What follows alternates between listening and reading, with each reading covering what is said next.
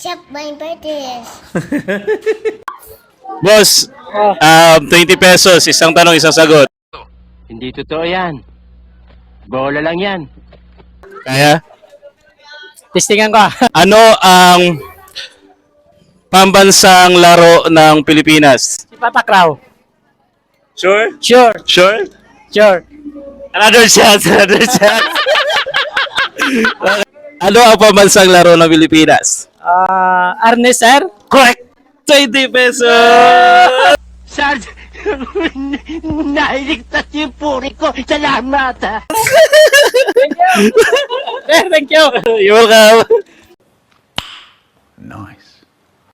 Okay, ano yung pangalan? Diyan. Okay, Eljan. May gusto kayong shoutout? Wala.